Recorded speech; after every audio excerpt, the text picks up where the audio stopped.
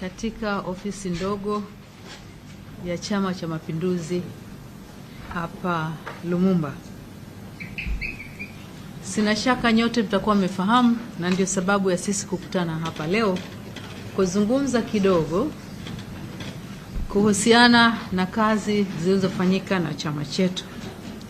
Leo tarehe 26 mwezi wa 8 2026 jijini Dar es Salaam vilifanyika vikao vya kamati kuu na halmashauri kuu ya CCM chini ya mwenyekiti wake Dr. Samia Suluhu Hassan ambaye pia ni rais wa Jamhuri ya Muungano wa Tanzania.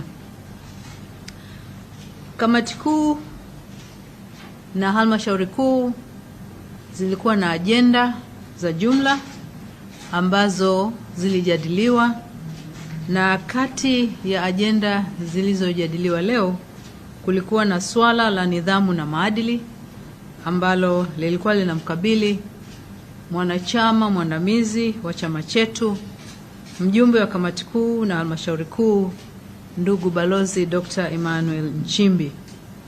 Na katika swala hilo vikao vyote vilijadili kwa makini masuala yaliyohusu nidhamu na maadili, na baada ya kuzingatia taarifa zote zilizokuwepo ilithibitika kwamba katiba ya Chama cha Mapinduzi ilipitisha uamuzi kwamba kutokana na mienendo iliyokiuka kanuni zetu zinazohusu nidhamu na maadili, ndugu Nchimbi afukuzwe uwanachama kwa mujibu wa kanuni zetu. Kwa hiyo tunapenda kuwafahamisha wanachama wote wa Chama cha Mapinduzi na wananchi kwa ujumla kwamba Chama cha Mapinduzi kimefikia uamuzi huo. Kwa hivyo kuanzia hivi sasa ndugu Nchimbi amefukuzwa wanachama na sio mwanachama tena wa Chama cha Mapinduzi. Pokeeni taarifa hiyo.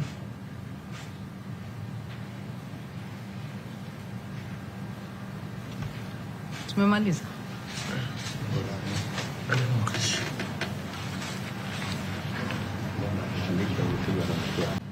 Ya CCM Taifa, na ni kupokea na kupitisha jina katika hatua ya awali ya mtu ambaye atapendekezwa kwa mujibu wa taratibu za katiba kuwa makamu wa rais wa Jamhuri ya Muungano wa Tanzania, na huyo ni ndugu Deogratius John Ndejembi.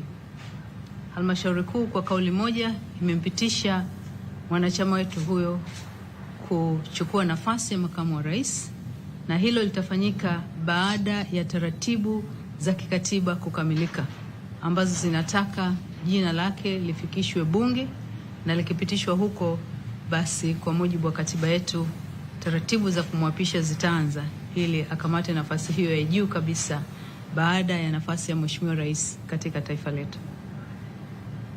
Asanteni. Habari, naitwa Agnes Dionis Beck, ni mwanafunzi wa chuo cha Spring Institute of Business and Science, mwaka wa kwanza, nasomea pharmacy. Chuo chetu kina maabara bora ya kisasa kwa ajili ya kujifunzia kwa sisi wanafunzi. Pia kina library nzuri kwa ajili ya kujisomea na walimu bora kutufundisha. Chuo hiki kinapatikana Moshi mjini, Shati Town, karibu na kanisa la St. Margaret. Karibuni sana Spring Institute of Business and Science. Spring Institute of Business and Science satisfies knowledge thirsty.